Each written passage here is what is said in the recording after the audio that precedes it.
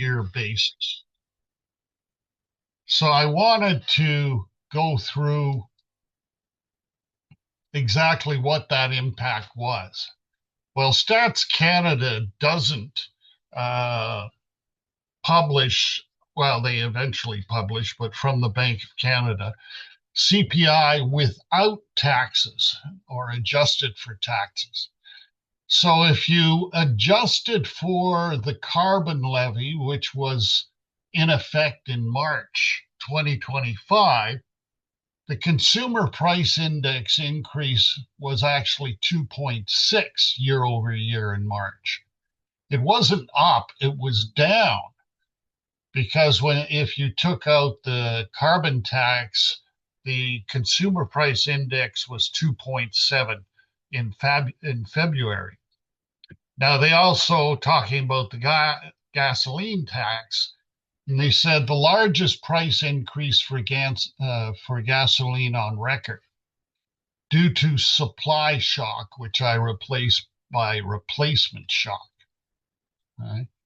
So if we can go back to 2025, the carbon tax on gasoline was 17.6 cents per liter.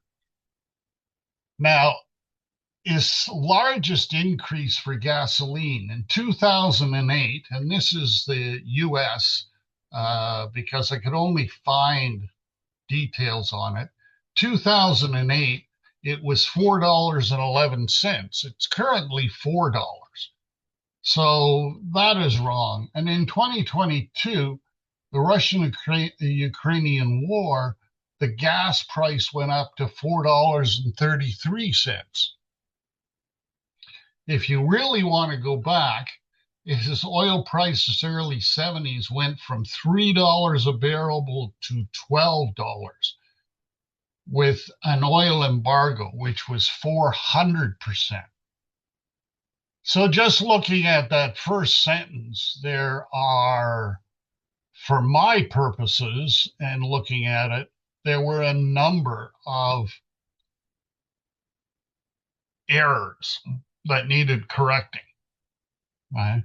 So if you're looking at CPI, and I'll be saying this a number of times during the presentation, if you're looking at one piece, you're probably going to get the wrong idea.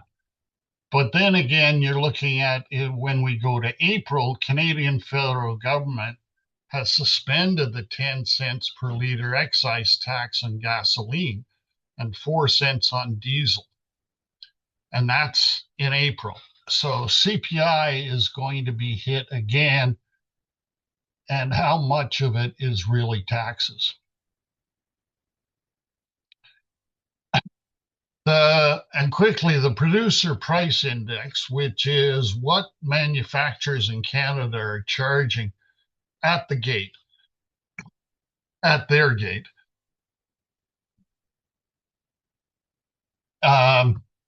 But what it is it is the surge in that cost is concentrated in metals and energy. So if you're dealing in those products, expect continued pressure on contract escalation clauses if they tie it to the industrial product price index. But what you need to look in is get down to a more detailed level. It's silver, platinum, gold, copper, and nickel, and alloys from there. And the other one is, of course, energy and petroleum, very high pass-through rate. And actually, that leads in somewhat to our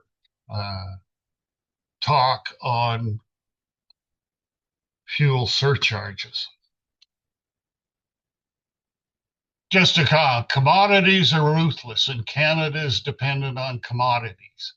They compress years of structural forces into a single price, then let geopolitics, weather, or demand shocks yank the price around like a rag doll, which we've certainly seen very recently.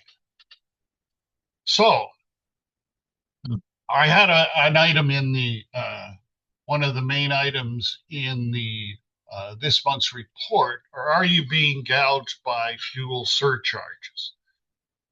Which I've kind of put down to getting better trucking rates.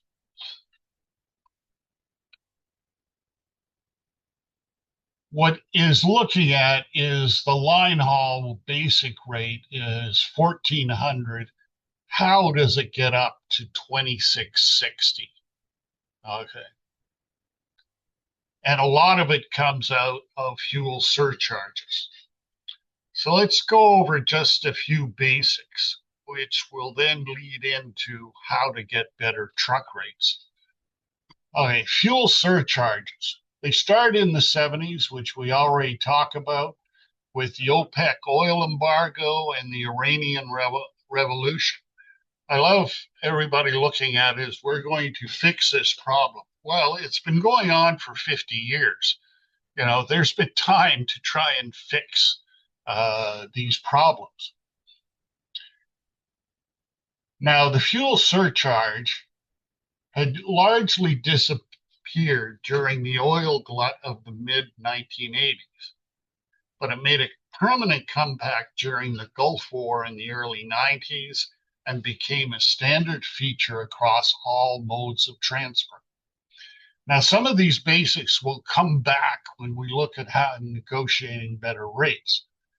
Modern era, since the 2000s, these fees have become a near permanent fixture in the logistics industry, applied to rail, truck, marine, and air cargo. But other things have also changed, and they've kind of changed quietly, and we've kind of accepted them as we've moved. The earlier method was primarily a flat fee added to an invoice, calculation of mileage, fuel per mile, times some kind of increase. But today, most surcharges are calculated using complex dynamic formulas based on current fuel costs, fuel efficiency, and distance traveled. Fuel efficiency will hit again later. Now, the impact on pricing, while often variable, they exist in logistics to prevent shippers from having to renegotiate contracts every time fuel prices shift. But that sounds nice, but is that true?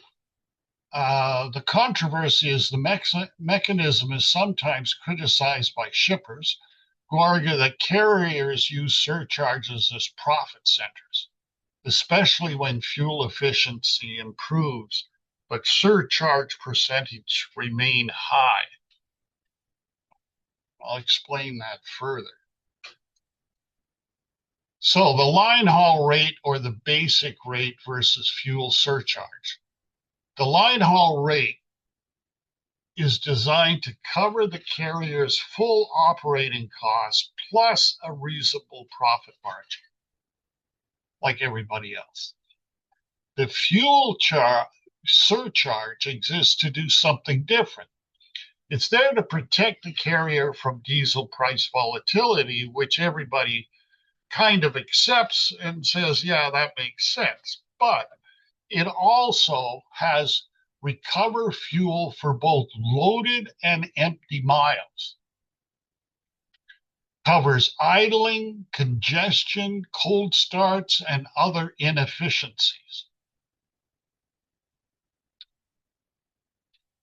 Normalized fuel recovery across different equipment types. And we'll look at some of that in the next slide. Now here it goes, stabilized margins regardless of the network imbalance. And when they talk about the network imbalance, it refers to a persistent misalignment between freight demand, loads, and supply across different geographical regions. Southbound versus northbound. And in the US, Canada, delivering into the US. There is persistent imbalance in trade with more freight heading south to the US than coming north. This results in carriers often having to return empty, known as deadhead, from the US to Canada. When you look at it and says Canada has a surplus in trade, but a lot of that is oil which is going via pipeline, one direction. When you come to trucking, there's a lot of trucks deadheading it back to Canada.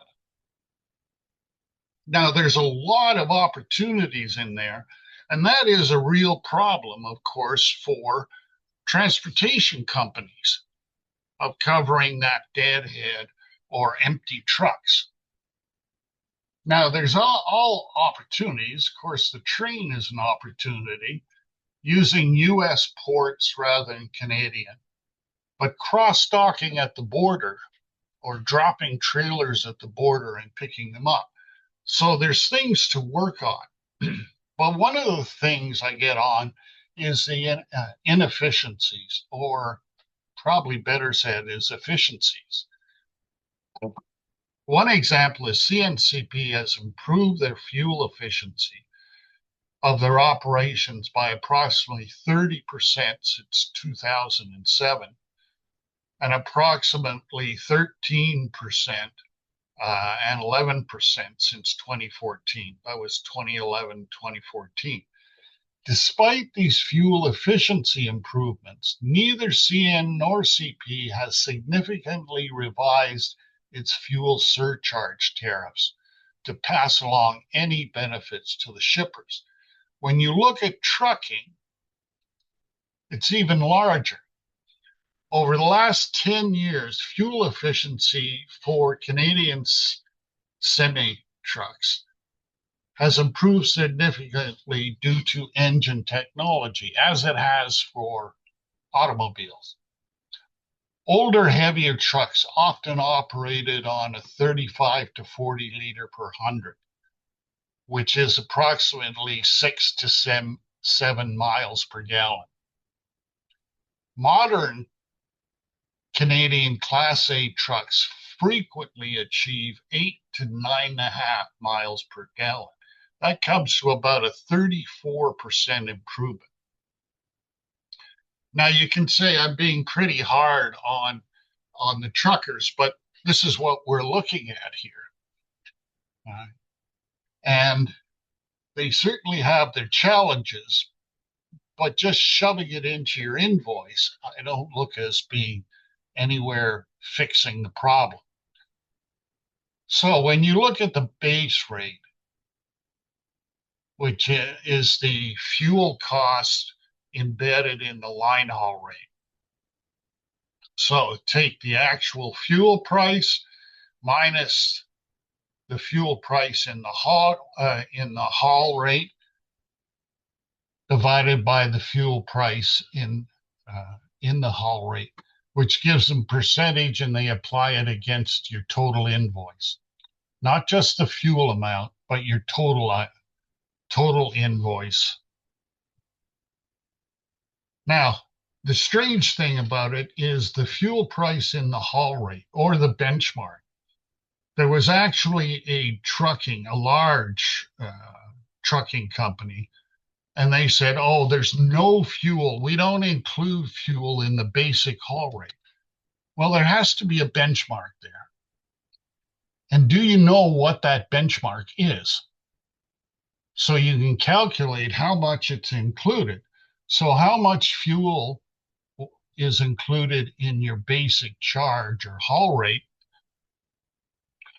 And what price are they using to calculate the surcharge?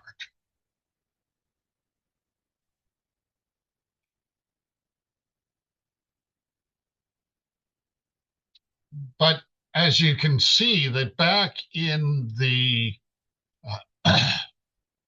carriers often had an 80, 90-cent benchmark when calculating their surcharge.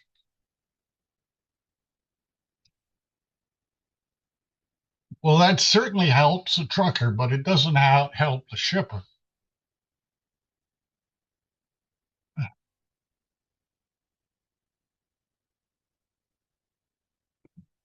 Now, uh, just a bit of my background. I worked in strategic sourcing, worked with a company called A.T. Kearney, who I believe is the leader in that area. And we went through a similar process with many things. I actually handled logistics in there. So you want better trucking rates, you need competition, which means you need to solicit prices from multiple suppliers. But you also have to reduce uncertainty that really affects the truckers and the carrier's price risk. So every lever that makes your freight more predictable, competitive, and operationally clean removes costs for the carrier's rate bill and transfer to savings for you. But you know the carriers don't lower rates because you ask. They lower rates because you reduce the uncertainty. More predictable the freight, the more aggressively they will price for it. So it's kind of what's the carrot in there? And a lot of it is lane consistency, predictable volumes or repeat corridors. Right? If you're shipping, I'd say Toronto, Montreal, and I have nothing Montreal, Toronto, and neither does your uh, trucking company, they're coming back and deadheading. The same thing of going down to the States. Dwell discipline, sub 2 hour load, unload commitment. I was in a meeting and you can look at it and say, okay, you're delivering probably to one of your customers. Can they guarantee you a dock time so it doesn't take 2 hours? One of the keys too is, can you just drop the trailer? If you look at a Walmart store, and often in the back of the parking lot, you see a few trailers. They just drop the trailer. If the dock isn't open, they just drop the trailer and leave. Now these are Walmart trucks coming from their warehouse.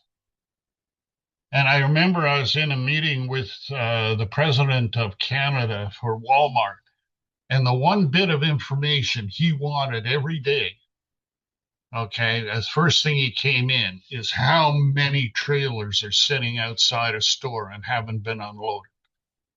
That was his key bit of information.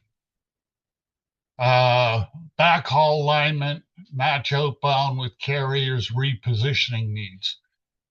And if you go to enough carriers, they may be looking for your shipping because they already have a return shipment. Now they need something going in the other direction. You may just find a trucking company out there that can do that. Payment terms are important. These tractors are going anywhere from $150,000 to $250,000 a piece, and they're probably financed. They need to make the payments. And the seasonality smoothing. There is certainly a seasonality. You know yours. It's probably slow in the early months of the year.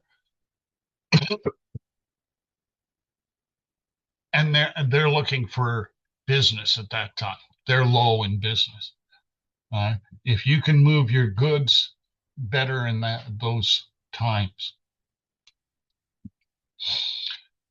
So going out and getting better pricing, you need a mini RFP, competitive bid on top 10, 15 lanes or whatever your most important lanes, and get a quote of 3 to 5 on carriers. You need a standard rate sheet.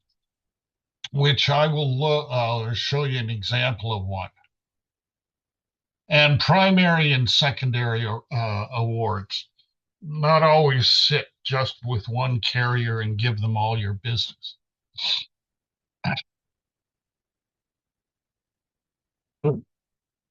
Sorry. So, line haul, the components of the rate by line haul, fuel surcharge, you need to look at and what kind of index and how is it calculated. And don't forget about the accessories. I did one where I went over, and I always love to visit suppliers. So a trucking supplier, I'd go over to his depot and I'd look at it, and the guy was charging me for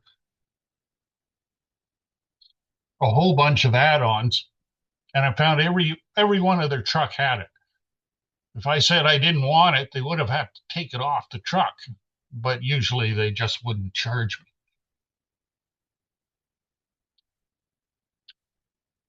Benchmarking.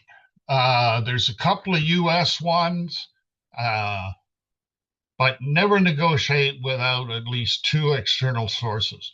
I negotiated millions of dollars, multi-million dollar contracts. But to be convincing and convincing myself, I had to know the numbers. So I had to do my homework so I could talk, with some authority on it. So I need external sources and your own external data of how it's gone up and down. These two, DAT.com and Truckstop, are US, but they're also fairly good for Canada. Now, they cost money. You have to pay to get the information. But if you're using a broker or you're thinking about a broker, they should have access to this information, be open to provide it to you.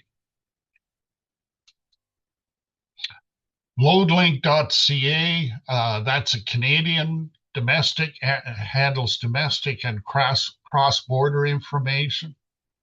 They post rates by lane, equipment available, truck counts, origin, destination, and so forth. They also charge for it.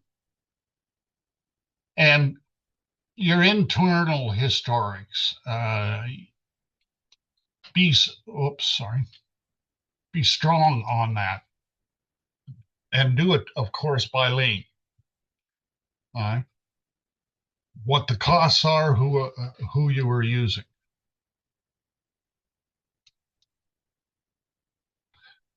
Now, I've said before is if you want the best rates, you've got to make yourself look like what the truckers want. Drop trailer, sitting around for 2-3 hours, waiting for a truck to be unloaded is such a waste. Getting solid dock time windows.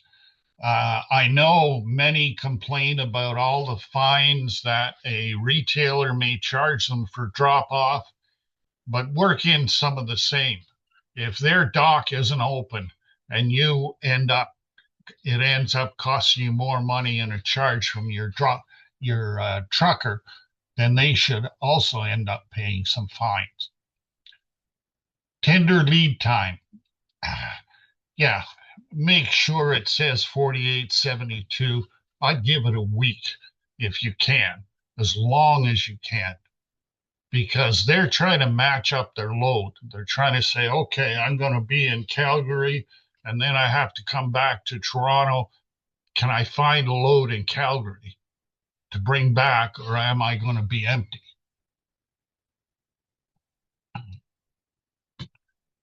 Consolidation, load consolidation. If you have a small or a less than truckload, can you make it into a truckload? Just look up and down your street. If I worked for a bank doing some items, and it was amazing of how the other banks would work with you to lower costs. Border discipline, make sure you're doing your part to make sure it's through as fast as possible. Timing is usually everything. And a predictable schedule. As I said, you can imagine and put yourself in a trucker's point of view. Uh, timing is everything. So negotiate sequence, benchmark, signal competition. Let them know this is a competitive. You're asking for a competitive bid. I'm going out to other people. Give me your best price. Define the value. How have you made yourself more attractive by dropping loads or timing or scheduling and so forth? But the biggest thing I look at is break down the rate, decompose into line haul, fuel surcharge, accessories, and challenge each of them. Trade concessions, offer volume, payment terms, or flexibility. Remember, it's a negotiation. Ask them, what can I do to lower this rate?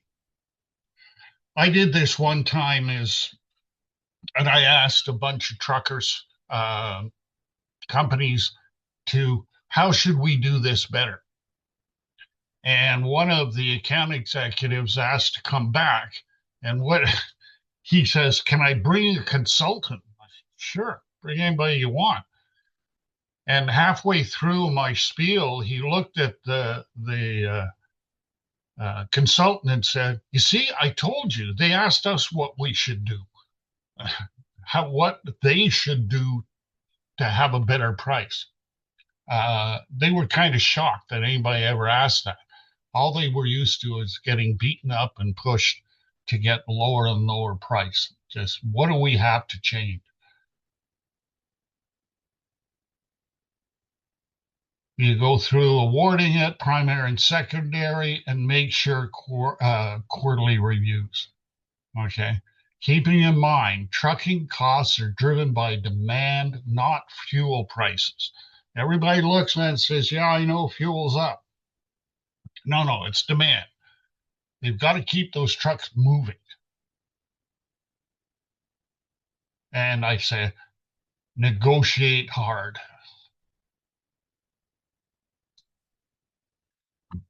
Here's an example of looking at putting together a pricing.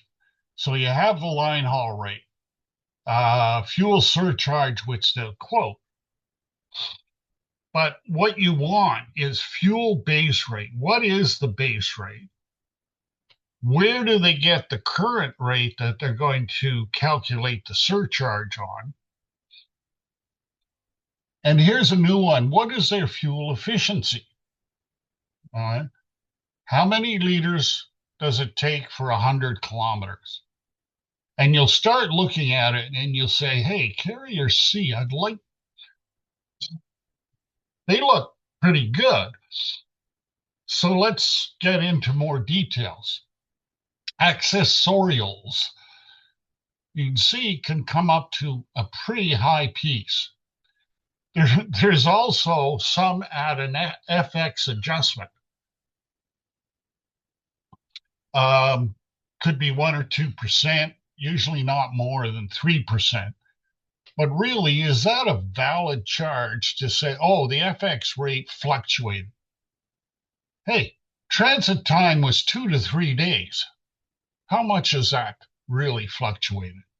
And if you don't challenge it, it means you accept it. And put on-time percentage, demand, damage ratio, on-time percentage. They say 2 days, but that's fine.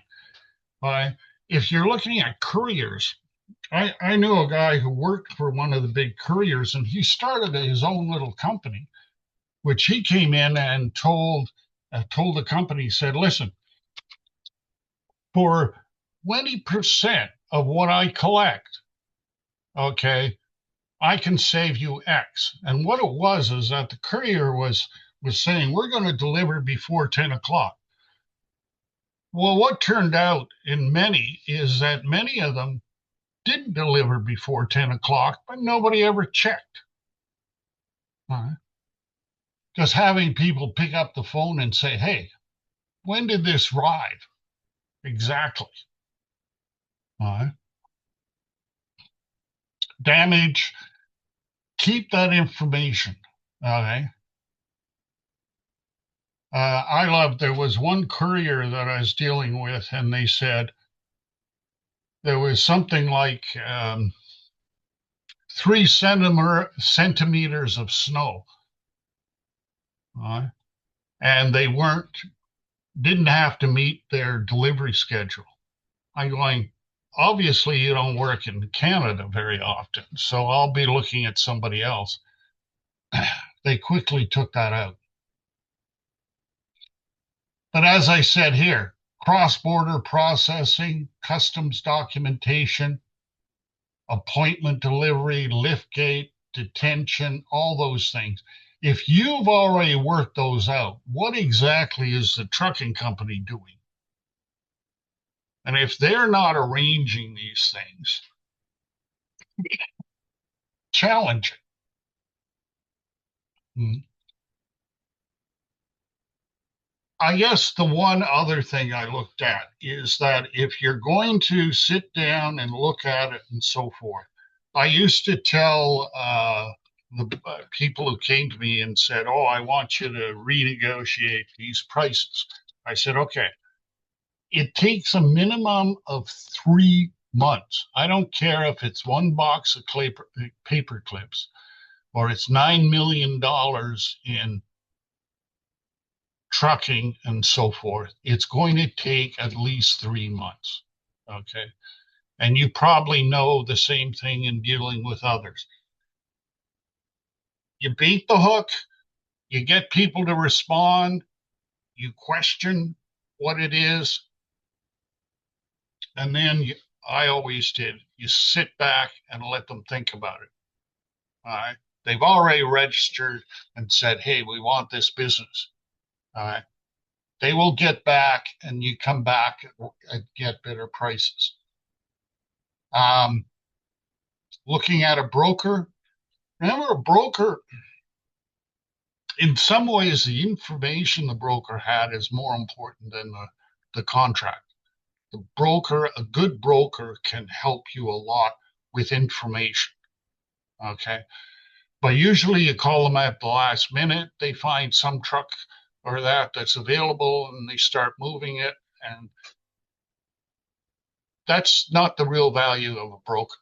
Okay. It's the information and what he knows. If you would have called me 3 days ago, I had a broker one time. I was moving stuff from Toronto to Vancouver, pretty big heavyweight. But it had to be there as fast as possible. And I said, well, we're willing to pay air freight. And he goes, won't happen. But he said, if you have that already, what's going to Vancouver ready, okay, by, let's say 1 o'clock, I can move it by truck to Winnipeg. I'll fly Winnipeg to Winnipeg, pick up the stuff from the truck, and then fly it to Vancouver. This was a good broker. He knew where there was capacity. So this, as we say, go at the end. These pieces are the presentation will be made available to everyone. And if you want to ask some questions, you'll have my contact numbers. Now, the second item we'll look at is good old Trump. So it's been a year, and I think everyone who can agree there is still chaos going on. Now, this is a look at tariffs from the world looking at the US, not just Canada. There are three basic sections of the trade. Now, there is an anti-dumping, countervailing duties. All right. The emergency economic powers refunds are being put through now. All right. But there's a temporary import surcharge, which is right now is 10%, but it expires on July 24th. There's unfair trade practices, which was, I believe this is an exact excerpt from the monthly report. But one of the key things to the Section 301 is requires an investigation and to provide information to prove that they're unfair trade practices. Now, the one that's getting a lot of the attention right now is Section 232, National Security Tariff.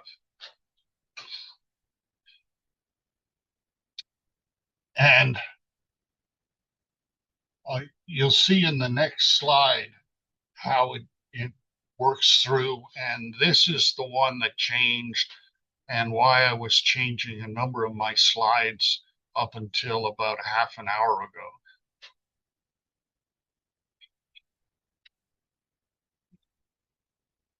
And it does not need an investigation.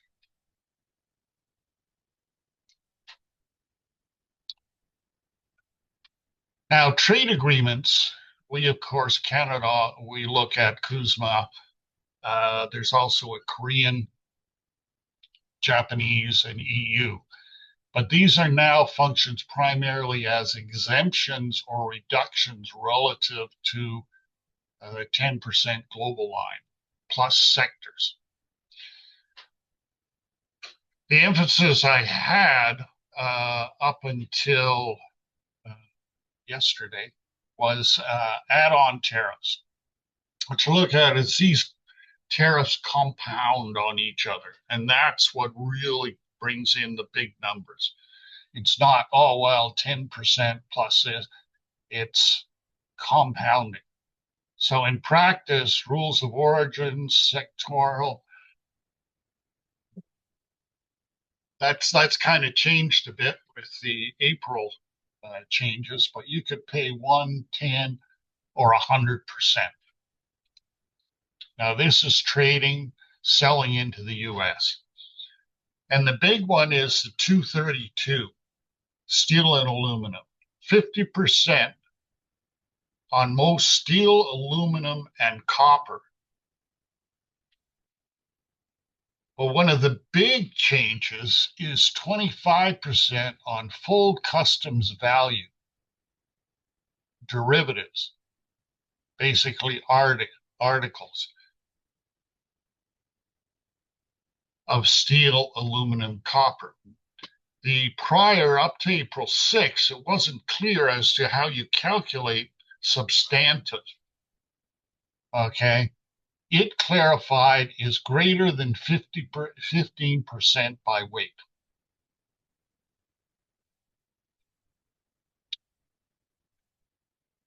Now, UK, because of a prior agreement, are still sitting at the 15%, but it has to be made out of UK steel or aluminum.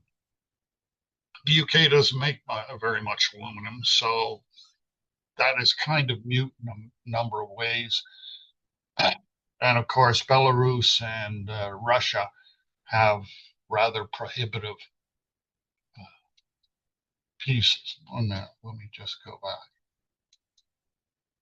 So what, and we'll show the next slide, is if you're looking at China, it's not only, let's say, if you're looking at derivatives, but auto parts is 25, which is another 25%.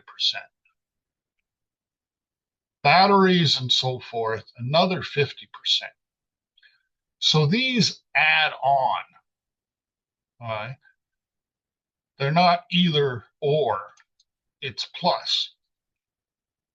So as I was saying, is Chinese, let's say Chinese brake assembly, most favored nation is 10%, 301 could add another 25. Auto parts could add another 25.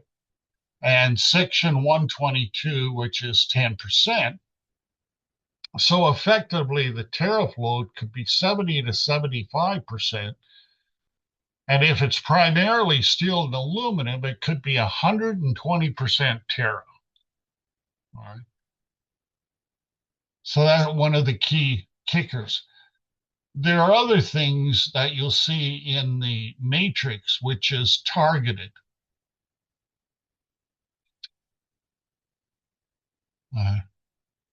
And they're looking primarily at transshipments, which mean components are being moved from China to Vietnam. And what it is if you're importing from, or if you're in the US and you're importing from Vietnam, you've got to be very careful to figure out where those components came from. Now, the limited is nice, which kind of throws everybody into chaos. A country in a given sector, it means US can apply surcharges in that sector, but usually doesn't.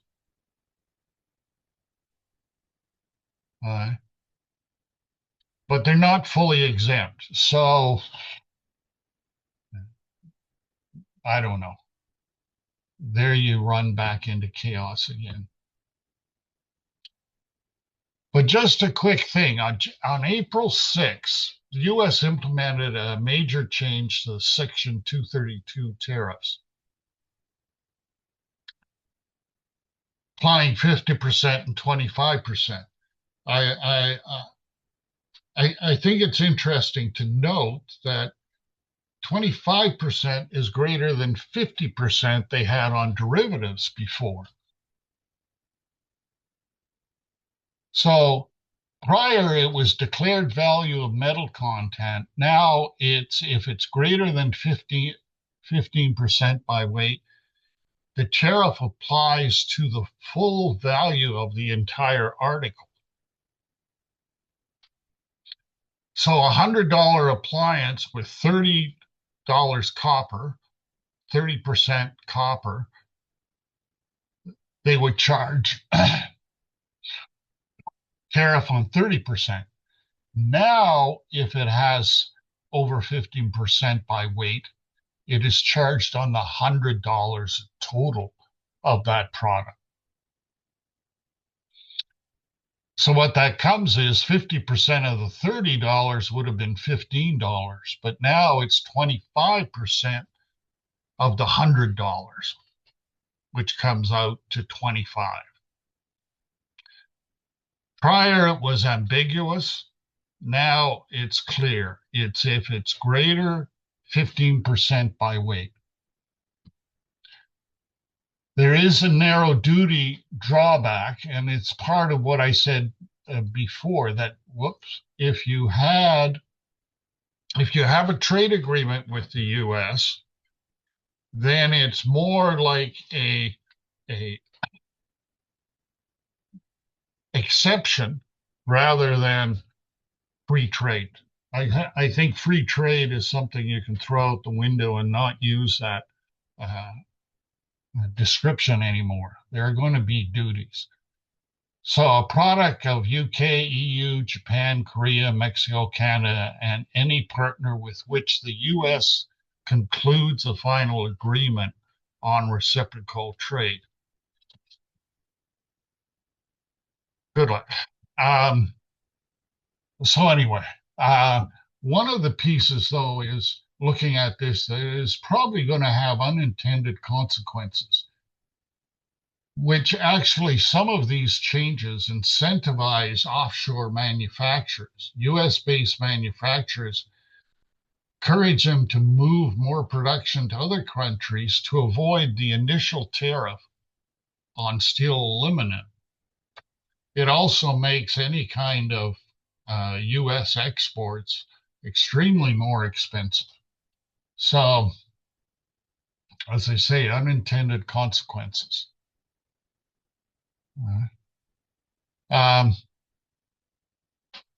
I started into this process thinking I could, after a year, make a nice little simple chart.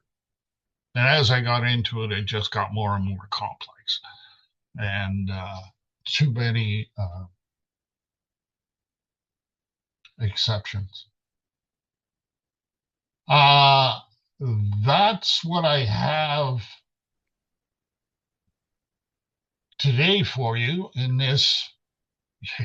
Yeah, you can see my own question is going, why do you do this?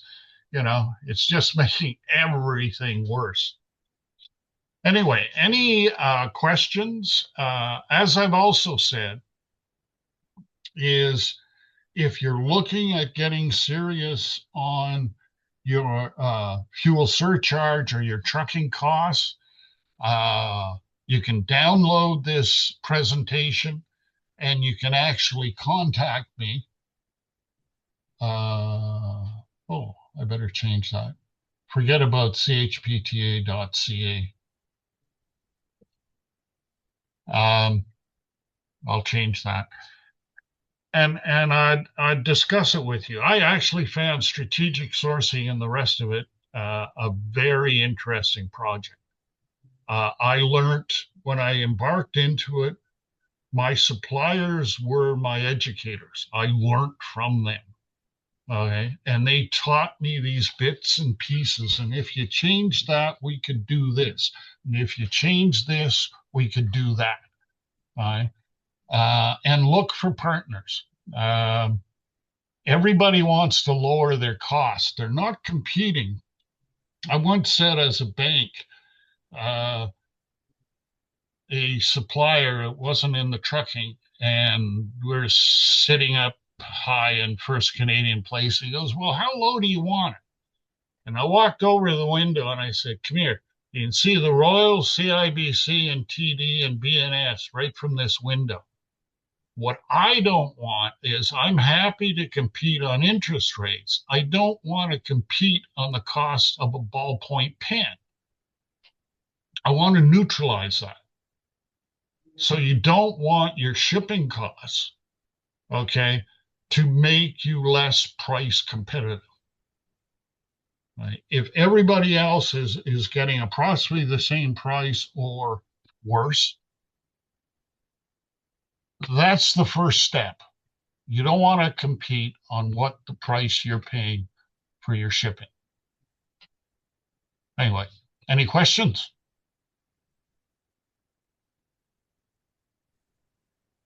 No, thank you for the presentation. Yeah, it's a lot to think about. Yeah, and you can see I'm kind of into this strategic sourcing. I mean, I simply looked, and yes, I was working for a big bank who had a big spend, um, $8-9 million, but we cut out $2 or $3 million in 6 months. Um, I was amazed at the end of how far you could go if you're going to work with your supplier. You could probably turn that around into your sales group as well. And if your retailers would work with you, we can lower some prices here. Anyway, to think about it, talk with people in your organization. And if you want to have a round table or a discussion, I'd be happy to participate. Perfect. Thank you. Thanks, Bob. Thanks A so lot much. of great information there, as always. So yeah, unfortunately, I don't think I hit the record properly, but certainly the slides can be made available to anyone who wants a copy. And and there was a document that we've included on the resource library as well, which is how you can get better trucking rates. So there's some additional information there that you can download as well, or just reach out to Bob or myself, and we can make sure you get a copy of those of that document, plus the slides here if you would like. And almost every month, both in the report and that, I talk about certain costs and trying to look at how to lower those costs. So don't be shy to invite people in who are managing those costs or simply paying invoices in a county department of things to look at and challenge. All right, any last comments or questions? All right, I think we're good. So thanks again for attending and have a great Friday and weekend, and hopefully we'll see you on a call down the road. So take care, everyone. Thank you. Thanks. Cheers. Thank you. Bye. Bye.